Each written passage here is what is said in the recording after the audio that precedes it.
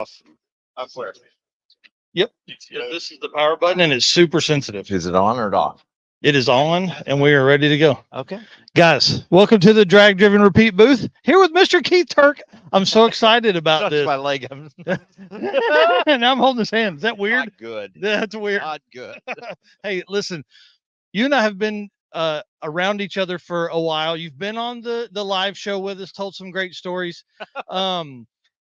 Bill with Driven drug you over here, said, listen, come tell stories to folks that are at home or at work that are bored out of their mind. So let's talk. Let's start out with Bill, because Yes. that'll always be fun. Yes. Bill is an idiot. Best part is he's actually all there, so he's a complete idiot. I'm telling you, he's got to be. I have never met in my life somebody that knows more about oil than Bill Alexander. The guy is absolutely amazing. If you get around the Driven tent and you're not here talking to Bill, you're not a motor guy. Oh, I'm telling you. The guy is absolutely amazingly intelligent when it comes to oil, which blows me away because that's the last of it.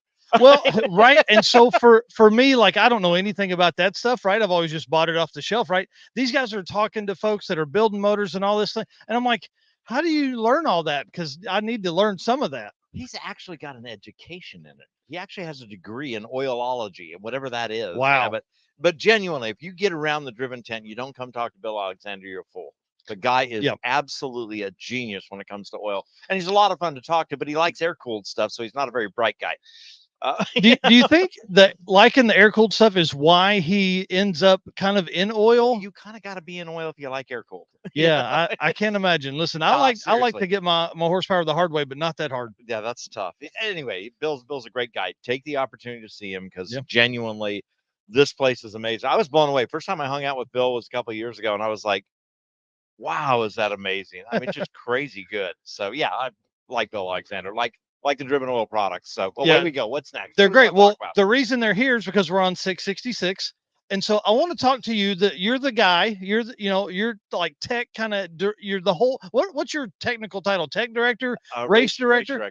Oh yeah. Smartest dude on the property for sure. No, no, but I intimidate him a lot. Yeah, you go. Or animate him a lot. Whatever. I follow, So the bottom line is that my job is race director, and it's essentially to enforce the rules. Yeah. And again, it's kind of interesting. It's to enforce the rules the way the organizational committee wants it, enforced. And 666 is very, very different. I've done some things at 666 and on Death Week last year that are radically different than the way you would run a normal drag and drive. These one-offs are truly chill. They are like, we're going to enforce the rules. You can't, just any of it. The reality is you can't cheat here like you couldn't cheat anywhere else. Yeah. But as we go through the week and we go through the programs, whatever we got to do to help somebody out, whatever we got to do to fix something, we're not here to kick people out. We're not here to hurt people. We're here just to have fun, just like you guys, right? Well, let's talk about the difference in classes. Classes are a great spot to start. Like classes. All right. So class like Bonneville. Yep. The first thing you do is not start with something you own. Everybody starts with what they got. I got a Monza in my backyard. Wrong call. 240 they purpose. Bad idea. But guys do that. The same thing applies here. You don't build what you like. You build what your skill set's at. Yep. And what the best car to race in a particular class. So genuinely start with a rule book. It's a white piece of paper, got a lot of letters on it. Yeah. I'll put together into a series of rules. And if you start there and look at where your skill set meets that rule book, you'll find a class in the normal drag and drive events that fits your skill set, and you'll have fun with it. Yeah. And genuinely you'll be successful because you're building to the rules rather than building what you have. Yep. So from there, back up to what is 666 and how do our rules apply here? And the reality is there's one winner. There's one winner. There's one dude, fastest guy on the property. He wins. There are no other classes. That's great. The only thing we break it down to is how quick you are. So like, I think A is up to 0 to 849 or whatever it is. Yeah. The equivalent of 849. Yep. And it goes up there, and the E's here are for the only drag and drive street tires. Yeah. We all know street tires tear up the racetrack. So we hold them off till the end of the day and then we run them. But there are no other classes except the top tourist award, like the Spirit of Drag Week or the Sickest of the Sick for Sick Week. we have an award for the guy that truly represents this event and truly got out and had the experience. Yeah. So rules. One of the rules is traditionally you can only leave the route because we want everybody to have the same drag and drive experience for the event. You can only leave the route and then come back to the same spot on the route where you left it and continue on the route. Everybody has to drive the same road. Yeah. Here, if you can find a bit of 66 that we haven't found and you want to ride it and you can prove to us it's a part of 60, go for it, Buckwheat. Show us. That's awesome. We're all into it. It's all about the vacation experience more than anything in the world. Well, and I think that's what's been a really good feel so far. Now, obviously, we're day 2 of this thing, but it's been a really just relaxed atmosphere. You know, I talked to David and Debbie Williams earlier, or not David, Robert and Debbie Williams earlier. David's their son. David's their son. Robert and Debbie Williams earlier. They said they made 26 stops yesterday. And they're obviously shooting for the top tourist award. They won it last year at Death Week. Now they're wanting to do it here. I don't know how they won it last year when the guy went to the Space Needle. When Danny Grubnick or Gruber. Oh, yep. Gruba. When he did that. Look who's walking up. Steve Atwell. Oh my goodness. If you haven't done an interview with Steve Atwell. I have not, but you talk about history and drag and drive right here. Yeah. Please grab this and then wave at the camera here behind us. No, stand right here. I'm gonna do this because we have Steve Atwell. Yeah. Steve Atwell won the very first Spirited Drag Week. He's one of my heroes, one of my great friends. We have hung out together, done racing together at Bonneville. I gave him the hot rod one time. He kind of got in the 2 Club at Bonneville in my Camaro. Understand, there's only 3 people who have ever gotten in the 2 Club in my Camaro. That's awesome. David Freiberger, Steve Atwell, and some girl. Some girl. Alex Taylor. Yeah, that's the one. Yep. She was magical too, by the way. That's awesome. The whole point of this exercise is he's the guy that really taught us, the organizers of the first drag week, that this was the thing. Yeah. I mean, he told us this was the thing. This dude is in here. You sit here and tell stories. You guys talk. No, I've got to plug my computer, so it's perfect timing. Okay. You hold it up top so you don't turn it off. Okay. So Steve, I know. Steve basically shows up at Drag Week, the very first one, in a lightweight Hemi Dart, which is a bazillion-dollar car. Somebody asked Steve, "Hey Steve, how are you going to secure this thing at night?" And he said, "I'm going to take the key out and go in the motel room. What are you going to do?" It wouldn't even lock. The plastic windows. So legitimately, you did teach us that Drag Week was going to be something really special because you killed yourself in that stupid car. But it was fun. It was much. Was it fun? I mean, well, it was. I mean, it was a competition. When you're a racer. You're not having fun unless you're competing, and we were competing, and we weren't going to give up. And we were competing hard. Yeah, it was hard. It was. I didn't get the hotel one night at all. Motel. You rented it, but you didn't stay there. There was a couple of days without showers, and it was. But it was what we did. The parking lot story of the gas station. Yeah. We pulled into a gas station, and all of us pulled in, and Steve has got both feet on either side of the fenders of this lightweight Hemi Dart, of one of nothing car. And he's literally setting this cast iron magnesium cross ram back on this Hemi after changing the lifters in a gas station parking lot. And honestly, that taught us that this was going to be a thing. Yeah, but I mean, we were lucky to make it to that gas station because it broke a lifter, and I just heard it. I heard it break, and I coached it in to make it. And there's a freaky guy there, kind of kept watching us. We're out on his bike. I think he's kind of homeless. So there's a couple of people that were kind of guarding me while I'm working, and it was pretty amazing. And what's sketchy? Yeah, sketchy is that was in Kentucky. It's on the way to Columbus. It was amazing. Well, at that time, Carl Scott's in the parking lot at Beach Bend, pulling the motor down to the crank. It was an amazing event. But that actually what taught us that the whole drag and drive deal was going to be this amazing thing. Yeah, I mean, I remember the transmission front pump seal went between Columbus and Michigan, and we had to put a pump seal in it. But I remember cars behind me, I could see them. I was fogging them with trans fluid, and it just felt so bad for me because they turned their wipers on, they would smear the fluid all over their car, and it started raining, which saved the day for anybody behind me because the rain kept the oil out of the air. But I put like 14 quarts of oil in it to get to a place I could put a pump in. I remember that. Yeah. I remember that. That's the night I didn't sleep. I went right to the track. And again, that's what taught us that this whole drag and drive thing was pretty cool. We did make a mistake though, Yeah. and that was the driving from one point to another point 1,100 or 1,300 miles away. Oh, that's what we're doing here, though. Oh no, we're never going to do that again until next time. Yeah. Yeah. But it worked out for me because we ended up in Michigan. We did end up in Michigan, So it was perfect for me.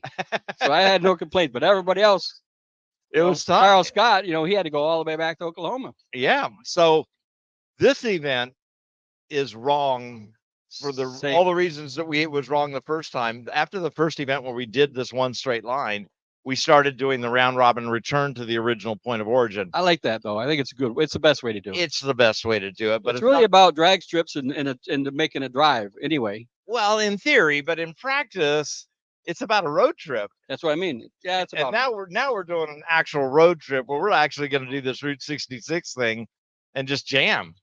Yeah, I'm enjoying this. So, are you like? I'm not following you because I'm gonna give somebody a ride down the track tonight, so I'm staying. Somebody wants to go for a ride in my car down the track because they've never been on the track, so I'm gonna do that. And have they already talked to you about what you're driving? Have you told people what you're driving? No. Well, what is it? It's a '67 Dodge Coronet Superstock factory built drag car. So it's Chrysler built package cars. In '64 they built the car. '65 they built the car. '67 and '68. And this is one of the package cars. They built 55 cars. They built 16 4-speeds. And mine's one of the original 4-speed cars. It just happened to have 350 miles on when I got it. Now it's got 1,200. I saw it the other day. It only had 1,000. That's what I drove it at home a bit. When I got to here, it had 1,005 on it. So I've been more than double the mileage on this trip. So all right, understand. This is a '67. Yep, lightweight car. Lightweight Hemi Dart, or no, it's not a Hemi. Coronet. It's a Hemi Coronet Yep. that had less than 1,005 miles on it. Total mileage on the car ever. And it's total original paint and original interior. Never been on the car. The original motor's at home, but I built the motor for this event. But it's a stocker motor. Pump gas. I got to be able to make the trip on pump gas. So, and I got, I made a pass. I'm not trying to kill it right now. I made a little pass, a little faster today. I got to make the clutch live for another 1,000 miles. That's awesome. So we got to make everything work. And I learned that on the first drag week to, one and done is the way to go on the events when you can. Well, and our problem with one and done is all of a sudden everybody's gone by 10 o'clock. We got a bunch of spectators came here to watch some racing. Yeah, so we're kind of like, hey, Steve, hang out. I'm going to stay out this tonight and hang back, and I'm going to follow you guys through the pit. Oh, I don't have a rider because one of my dear friends was going to ride with me, and his wife has breast cancer, and he just couldn't leave her home. And I missed, his name was Tim, and I missed him, and we'd had a good time. And Justin was going to ride with me, and his wife had to have some surgery. So everybody around me getting sick, and I'm the old one. So you're driving a '67 Coronet Hemi car, 4-speed. Yeah. That's got 1,000 miles on it. Yeah. And you're going to double the mileage on the car over this week. Yeah. It's pretty badass. That's pretty legit, don't you think? Yeah. I mean, so I got to be honest with you. There's some guys that were really upset about that, and they were like, "I can't believe he's destroying this amazing thing." And I'm like, I don't think Steve's saving his wife for the next guy. No. I mean, the family's going to have the car, but there's an old saying about cars. Sometimes you fix the cars and sometimes the cars fix you. This is one of those cars that fit me. Yeah. You get it because you're a car guy. You get in the car, all these problems in life go away.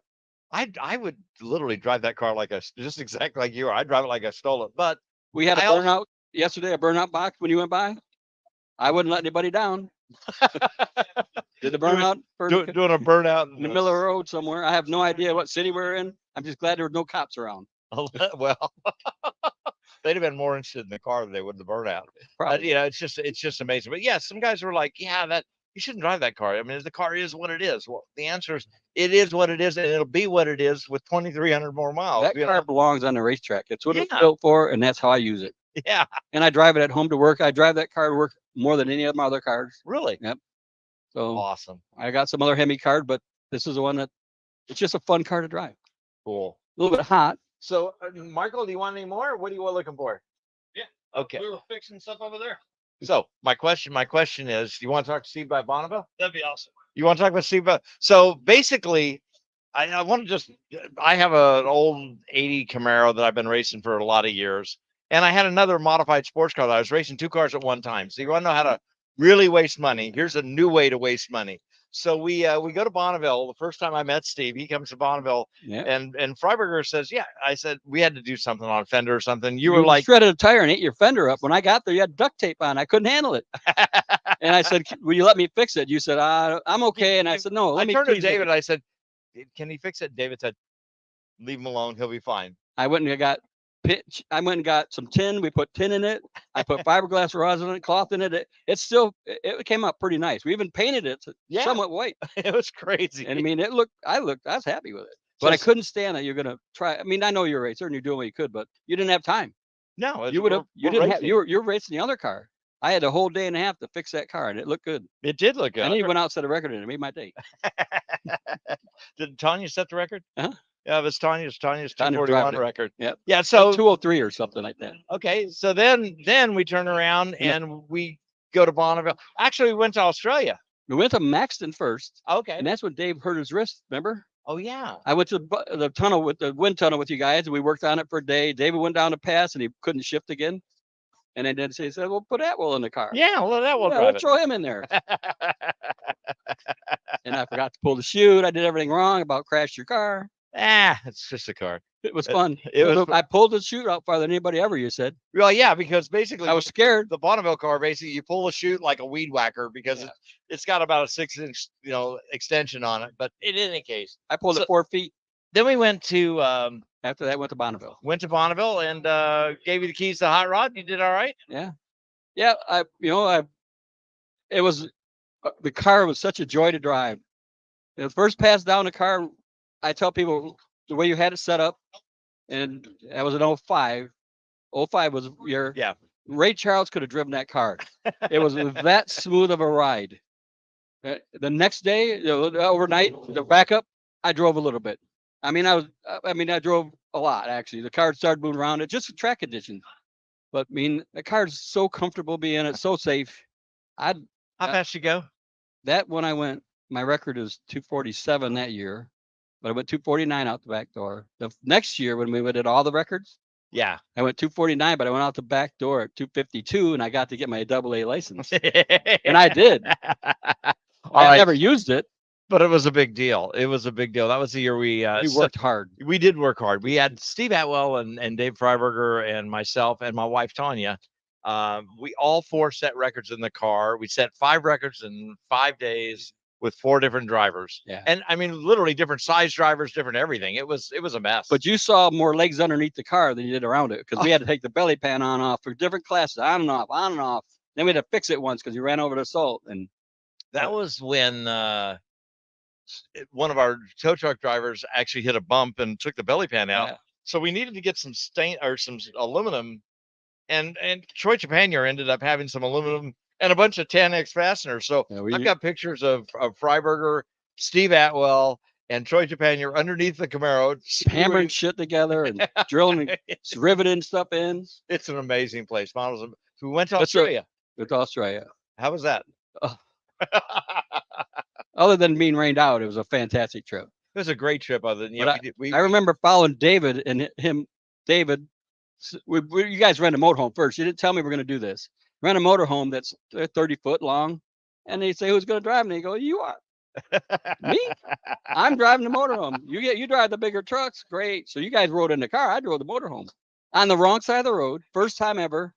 It was an interesting trip, and we drove a long ways. It was fun. We drove hundreds of miles. Oh yeah, well it was 300 miles in the outback. Yeah, 100 miles down a dirt road. Yeah, I mean it's crazy. All Lake Georgia, Australia is tough. Followed David the wrong way around a roundabout in that town, and people just honking and laughing at us. They knew we're from America. We were laughing so hard. I thought he was going to throw up. He's laughing so hard. He's laughing at me because he said, "You followed me because you're dumb as I am." I am. We really had a good time. We did have. That was and Steve Dolich went. Oh yeah, Dolchek went too. Dolchek went. I mean, he's just a fun guy to be around. That guy's just fun to be around too. So it was a trip of some fun friends having a really good time. It was great right up to the rain out. Right by the way, that morning of the rain out, we also had a tornado that went through my town and killed a bunch of people. Yeah, you guys were on the phone or on. Well, we didn't have the communication do now. No, you had a You're- sat phone. Yeah. Yeah. We had a sat phone, so Yeah. we could call and double check. So it was fun. So yeah, we went to Australia, got rained out. Then I went back with a motorcycle a couple years later, got rained out. Yeah. And then eventually David and I went back and did a show with it and had a blast. It was really good. But hey, Michael, what do you want to talk about Drag and Drive? You want to talk about since Steve Atwell was the first Spirited Drag Week winner, guy that killed himself. Talk about that a little bit, but more importantly, here it is 20 years later, and we're still doing this crap. And there's a lot of guys here still doing the same thing. There's a lot of guys from like Carl Scott's here, you know, Paul Whalen. Yeah. Yeah, mine too. Wait a minute, Carl Scott's competing. Let's use this term loosely. So Carl Scott essentially was the winner of the very first drag week in the Red Tomato. Overall too. He won his class and overall. Yeah, won his class, won overall, rebuilt the motor in the middle of the week. And these aren't guys that are top fuel guys. Us tearing down a motor to the crank is a big deal. Yeah. So he tears the motor down to the crank, sends people hundreds of miles to get pistons and rings and stuff. So he wins that. Now Michael Narks comes up and says he's competing. Carl Scott's driving a freaking Vista Cruiser wagon, dude. Since there's only one win, so there's only one winner, and you're exactly right. There are no classes. There's only one winner, one top tourist winner.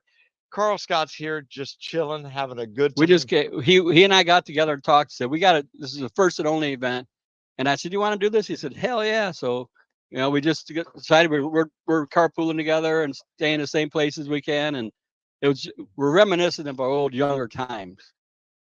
Yeah. Go ahead. Do you feel like this event kind of goes back to that? Like, is this laid back like 05 and 06 were? 05 wasn't laid back. Not laid There's back. nothing laid back about that. Nothing laid back about the original drag week. This is a lot. But I tell you what, I'm pitting next to the guy that's winning it right now.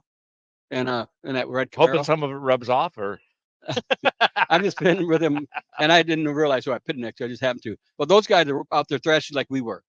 He's out there changing the tires. He's out there beating on his car, and he wants to win this race. So he's like I was 20 years ago, and it's fun to see because he wants to win this thing. Well, and he's got legit, he's laptop out. He's tuning things, and he's working hard to go fast. I don't remember you having a laptop out on that dual quad Hemi. Cross ram dual quad. This car was only badass. thing electronics on the car was ignition, and I think Carl had he was a nitrous car. Yeah. So he put a lot of boost to it. When you showed up with a Hemi Dart, David's like, "Hey Keith, go look inside the door." So I popped open the door on this Hemi Dart, and there's a little red tag that says this vehicle not intended for use on public highways. Does not conform to Motor City safety standards. And we made it 1,500 miles. It was awesome, man. It was crazy cool. We've had a lot of good times. But you know, cars are my life. My whole life, my whole friendship, and other than your kid friendship, are cars. I don't have any other hobbies. I don't golf. I don't bowl. I don't think you'd be good at them. No, I like cars, and Detroit boy, Harton. You know, we're born. It's inbred in us, kind of. But you're that way. You're a car, motorcycle. You're a mechanical guy. I like you like your motorcycle too, and right. One of the things I don't get, and you may or may not appreciate this, is I don't get people that won't drive something else. I'll drive anything. I'll drive anything. Ford, Chevrolet, Dodge. I don't care. Yeah. Whatever's the best for what I'm doing. Yeah. I just don't care. I'm not so married to something that I don't appreciate the mechanical expertise of something else. You know.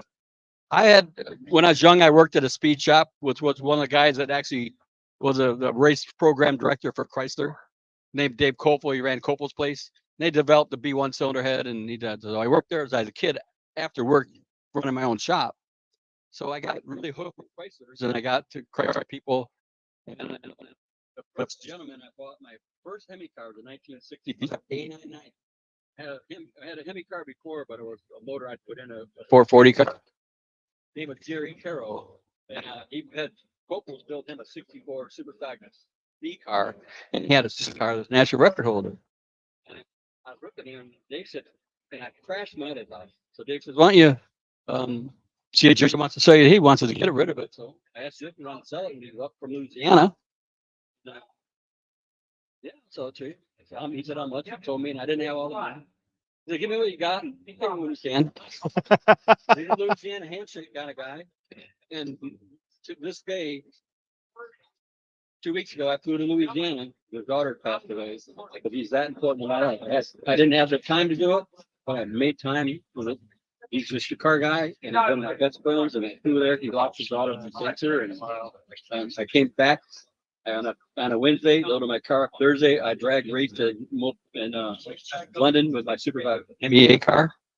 And I got all that car on Sunday night at midnight, and here I am. Road here. Well, we're going to be on the road for another Crazy few weeks. days. Yeah, But it's all cars and car people and car friends. perfect, and that's the way it ought to be. So That's me too. I don't do anything outside No. of cars. What else is there? I don't know what. I'm bleeding on my knuckles because I had a threat do the valve lash on my car this morning, and that's just what we do. And they think feel like that's fun. It is fun. It's fun to me. very cool. I know the lashes are done when blood stops bleeding. Yeah. Fingers stop bleeding. I will tell you that my wife is very much in love with Steve Atwell. She just thinks the world of him and was so tickled to see you the other day. It was awesome. So, Michael, I'm going to hand it back to you. Tell me what you want. We'll do anything you want. Oh, awesome. Thank you so much. I really appreciate both of y'all sitting here and telling these stories. These are the kind of stories I think we need to, we need to push, and we need to have these out in the world, because there's a lot of guys that are just now getting into this drag and drive world, and they don't know any of this stuff. They just see what's happened in the last 5 or 8 years, So There's some young kids here. I'm impressed. Yep. There's some young kids here now. Yeah. Oh, there he goes right there. Oh, I was lashing the valve, and I needed somebody to help me. And his family walked by.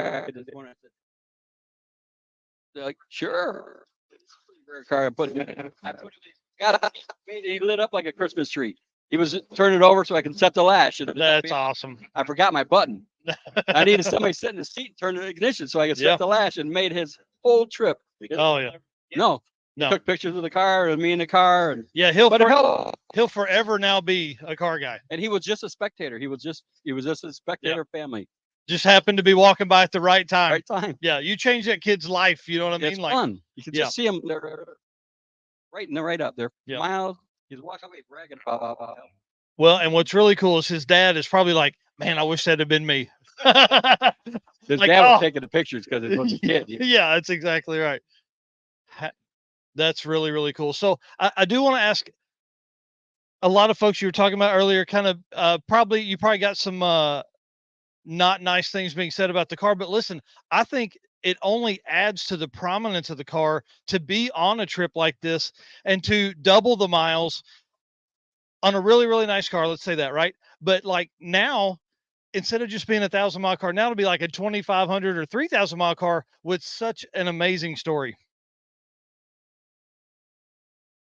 I'm doing it.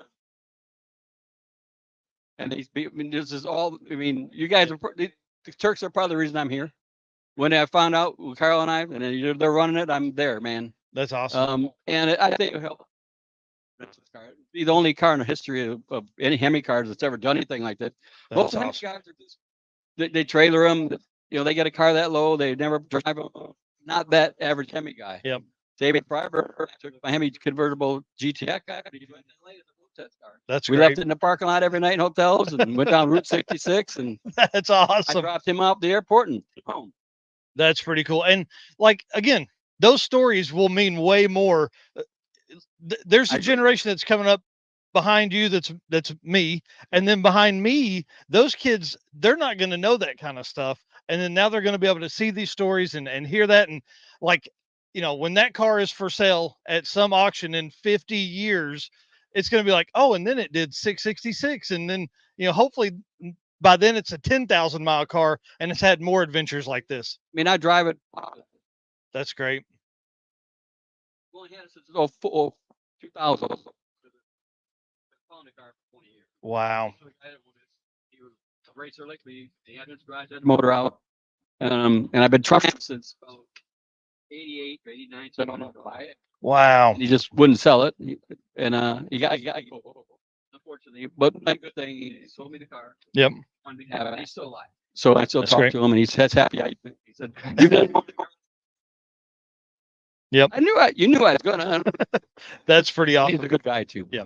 And that's part of it. That's what drag and drive is about. Is like driving these cars. Like I feel like the drag racing part is so small when we start looking at the hours we're spending on these trips, that, it really is about the road trip and about being out on the side of the road with your buddies, in hotel parking lots till 4 or 5 o'clock in the morning, swapping the engines. first night out there having a conversation with everybody, and Yeah.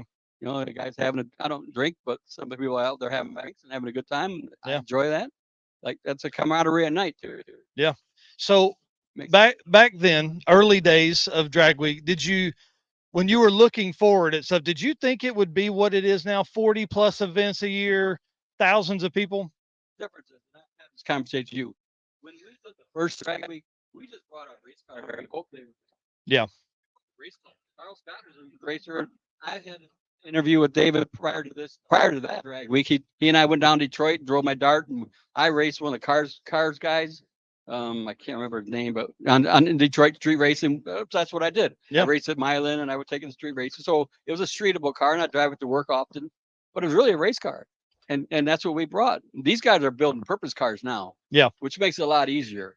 They know Well, from and- what we did to what they have to do. Well, and We just technology flew. is a lot different now. A lot of the EFI stuff, a lot of turbo cars these days, really at the front of the classes and events. And we know turbo stuff, boost stuff lives because it doesn't have to have quite the valve train. Yeah, they could drive here and put like no boost to them and drive to 320 miles. We got to make on one drive.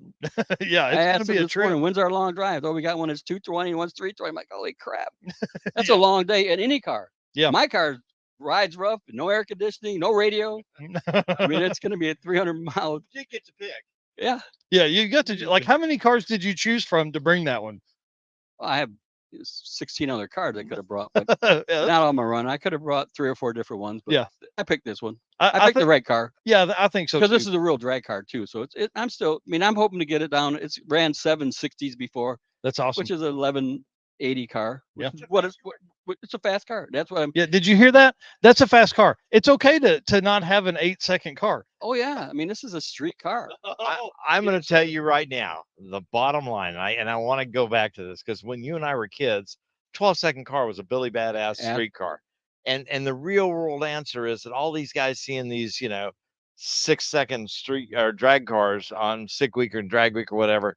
The reality is that is not what represents No. this sport. What represents this sport best is a Me Too, Yep. an LS Mustang, Yep. Right. those guys out there doing the same thing as everybody else, but they're out there having fun on no money. My favorite junk that's out here is stuff that kids have built in their 20s. It's not about Yep. money. It's about a little bit of brain power. Because that's I what mean, we did when we were young. Because that's all we had. No, but we ran 12s. These guys Yeah, are running, 8s. Well, I and- mean, I'm pretty not a Chevy. consistently. I'm not a Chevy guy, but there's no better motor than an LS for one of these cars. I mean, you can Yeah, they make just work. 450 horsepower on accident Yeah, and live. a A 450 my- horsepower Chrysler, you're working at it.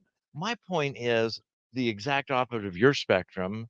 There's a bunch of kids out there, and you and I both love them, Mhm. that are driving cars that are not a bunch of money, Yep. that are exactly what the spirit of this whole gig is Yeah. about. And that's getting your stuff out and making it work, driving it, racing it 6 times down 1,300 miles, cross Route 66, and figuring out how you get home. We really don't care how you get home. And we need right. We need to get those kids interested. We need to keep them here Absolutely. because we don't want this sport to die because it's too important to us. And it's good for everybody. It It's is. good for the market. It's good for the financial market. There's a lot of companies that are just race car parts. We got to keep that going. Well, we do, and that's my point, is that just know and understand that no matter how fast or how expensive your car is, the reality is we still really, really dig the $2,000 car. Yeah. I'm Oh, yeah. sorry, junkyard turbos back in the Yeah. day. This is all about having fun, and it's so much more fun for us to be able to share the experience with people And that are just getting into it. And I believe it creates creativity. As I tell, when I interview, I own a manufacturing company. When I interview kids, I ask them if they can change oil in their car. Because if you can work on a car, you can change the toilet in your house, you can change the soft faucet. If you can work on a car, there's nothing mechanical you can't do. And you don't have to call and pay a plumber. You don't have to call and pay a refrigerator repairman. You figure out how to do it. Does that mean you can pay them less because they're pretty adept? No, but I like that. No, my point. I know. I think this kind of environment creates better lives and a livelihood. Absolutely. Absolutely. It will make you a better person. Mhm. Goal-oriented achievement. You Yeah. know, you basically like a Boy Scout. Here's your goal. This is what you do, and you're going to do it with this. And again, I just want to emphasize that it doesn't have to cost $1 million. It No, really not at doesn't. all. It can be a pretty low buck deal. You can still have a heck of a time. And the reality is that you still have my respect. I know I'll have your respect. Absolutely. You know, so yeah, I just want to cover that. That's awesome. That's exactly what we wanted to hear. I mean, because like again, it goes back to 12-second cars are quick. Yeah. They'll do burnouts. Yeah. And that's what drag and drive is about a lot of times. Pull a small trailer, do a trailer burnout for us. That's what we're looking for. That's really I'm the wrong guy to tell that to. Yeah, me too. yeah. So we're kids at heart. Legitimately, as a race director, I can't tell you go do burnouts. I can't be like, okay, Yeah. So Keith Turk doesn't condone burnouts, but hey, that you're only worried about here. Yeah, he's not worried about. He's gonna be there watching, but he may blind eye. Well, I did one yesterday, and Carl couldn't because he was afraid to break his rear end. And right, so he said, "Did you keep up you keep one up for the team here?" And I'm like, "Yes." The kid that ran behind him, he goes, "Yes, he did." Yeah. Yep. I think I was there at the burnout box. Yep. So big shout out to Chris White. Had some signs leading up to it, Yep. and then just right there was spraying water on the road and everything. So good job on the burnout yesterday. It was fun. Yeah. I'll do it again if somebody does it. Yeah. As long as there's not cops around. But Hey, we did see 2 officers yesterday, and they just kept driving. Nobody got in trouble. Nobody, but nobody was being disrespectful. where they did it, That's right. where they did it was smart.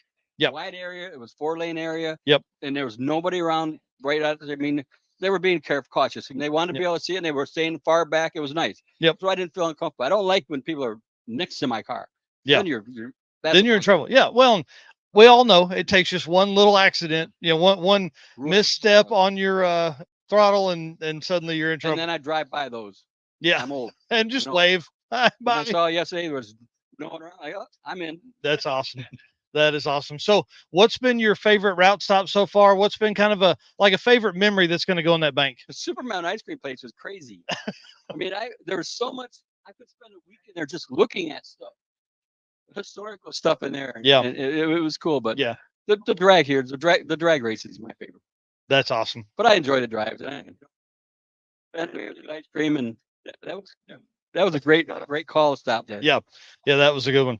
It's Well, guy, I'm gonna follow you. I don't have a co-pilot, and I don't know where, so I got to follow somebody that does. Or at Yep. least you won't get in trouble. Yeah.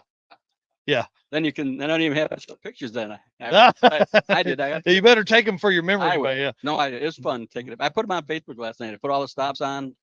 That's They're awesome. Cool stops. Yep. It's an old car. Look at old schools. I mean, it's just. Yeah. It's fun.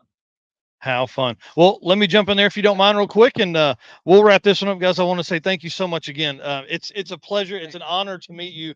I really do appreciate the chance to hear your stories. I came over literally to get some information so I can get oil from you guys. Oh, We're not sure we want to sell you all. Bill probably has a clue though. how fun. Steve is one of the most magical people I know. I mean, it was crazy the first year that I met him and he drove the Dart.